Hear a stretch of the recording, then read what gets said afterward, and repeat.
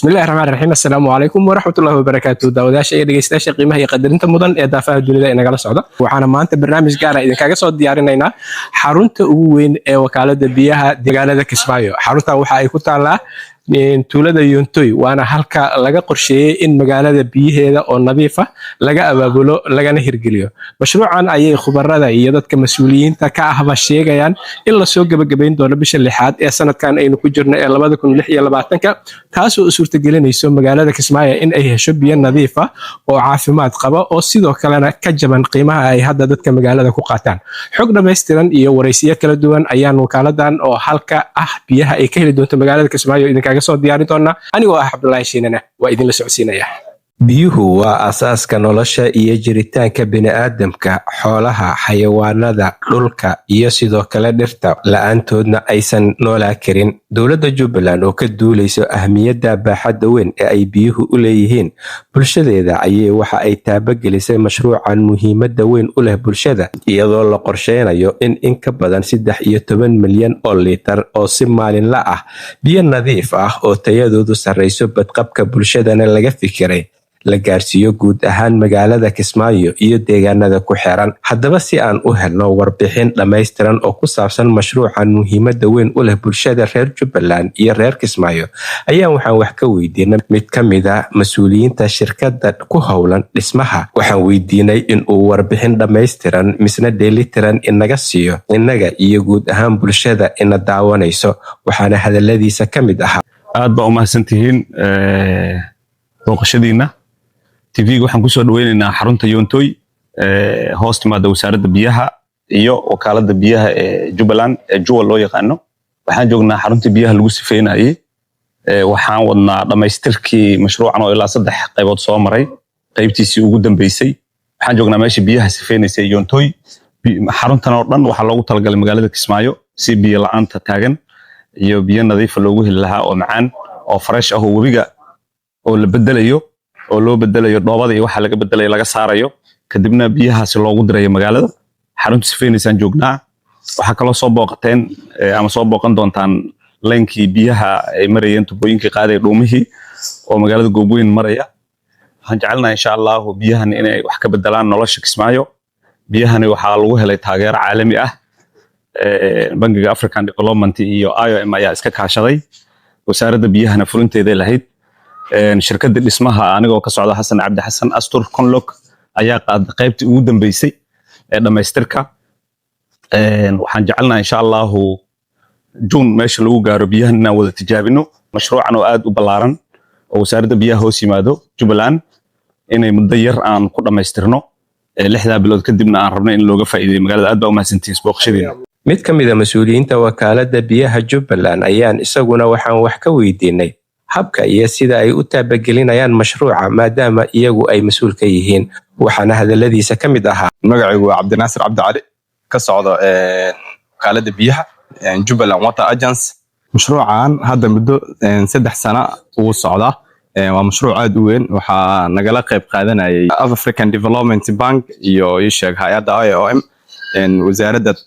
tamarta iyo biyaha ee dowladda Jubbaland iyo wakaalada biyaha oo kaashanayaan isheeg hay'adaas marka waxa mashruucan ugu talagalnay in aan magaalada Kismaayo dadkaas deegaanka ah oo ku dhiban biyaha magaalada in aan gaarsiino biyo nadiif ah oo ogana qiimo yar hadda magaalada biyaha ceelal baasiyo ceelashaana badana halawshahooda badan wayna soo noqdeen marka waxaan anaga ka wasaarad ahaan iyo wakaalad ahaan waxaan isla qiimeynay in ay magaalada u baahan tahay biyo tayadoodana aad u sareyso oo meeshan hadda aan joogno waa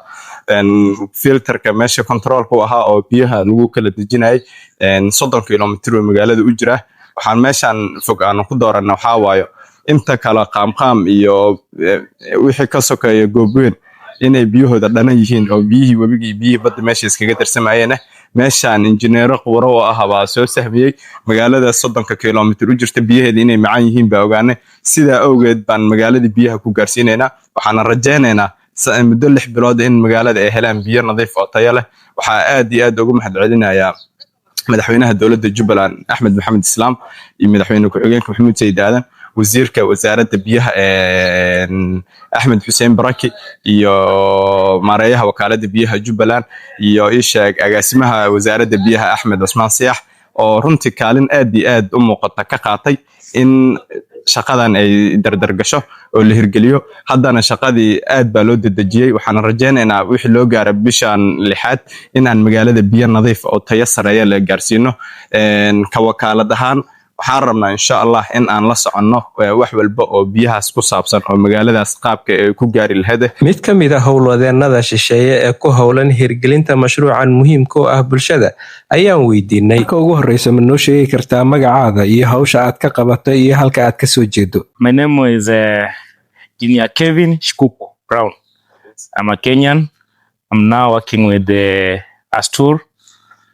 in Yontoi. magaciigu waa Inyakawen Shikuku. waxaan ahay Kenyaan waxaana ka mid ahay howlwadeennada ka shaqeynayo mashruucan biyogelinta ee laga hirgelinayo deegaanka Yontoi. dhanka kale Shikuku waxaanu wax ka weydiinay xilliga ay bilaabeen taabagelinta mashruucan muhiimka u ah bulshada reer Jubbaland gaar ahaan reer Kismaayo. This project started early 2022. We are hoping to end it by 2 months, in 2 months' time. At least if you come here in 2 months' time, you will find, you will see a very big difference. Only small challenges are everywhere, but with our able manager, Mr. Hassan, we are trying to tackle them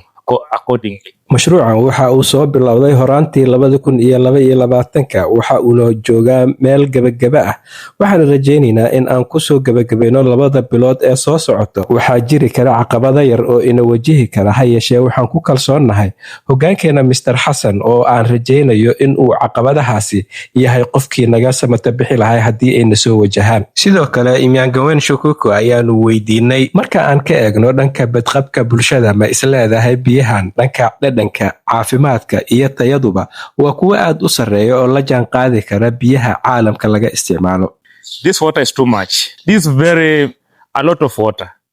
Even the community here around Yontoi, they will benefit because we will put for them water, very helpful. And the good thing that we have removed from the freshwater river Juba,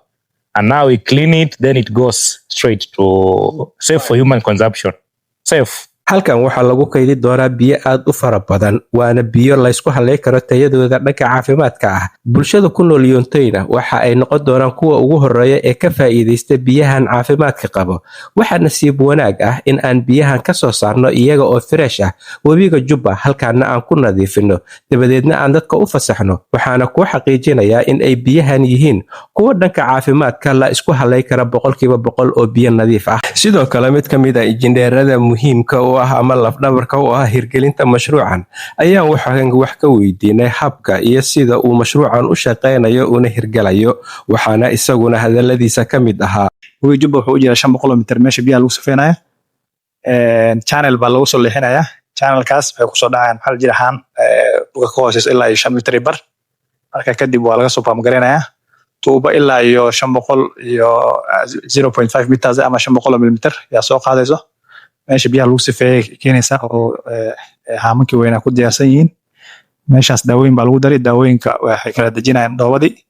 marka kadib waxaa lagu filter gareynay maxaa la jiray ciid iyo bacaad baa la sii marin oo iyo dhagaxaan la dhaho maxaa la jiray aggregate.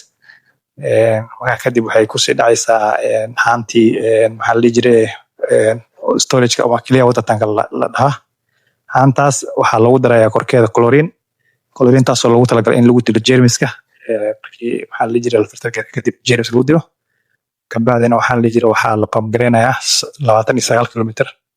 ilaa iyo magaalada Kismaayo waxaan ku taalo. haantaasoo dadka u kala qaybin doonto insha Allah. injineerka gacanta ku haya mashruucan ayaa waxaan kaloo weydiinay sababta kaliftay in laga guuro isla kaydkii hore ee biyaha ee magaalada Kismaayo laga waraabi jiray ka oo goobta ku yaalo. qaybtan waqtigeeda waa maxaa la jiray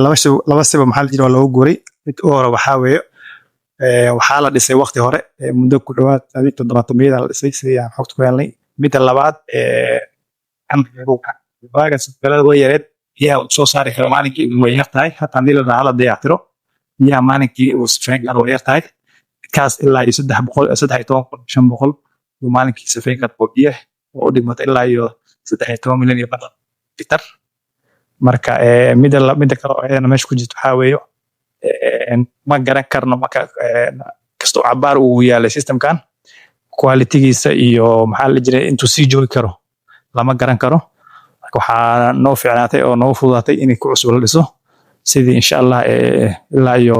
konton ilaa iyo maxaa jiray 70 sano socota camal uu sii shaqeeyo waxaa jirta aan ka reebnay wabiga sidii hadda meesha tagtay wabiga intaga haanta gudaha dhulka ku jirto ilaa 5 mitir iyo bar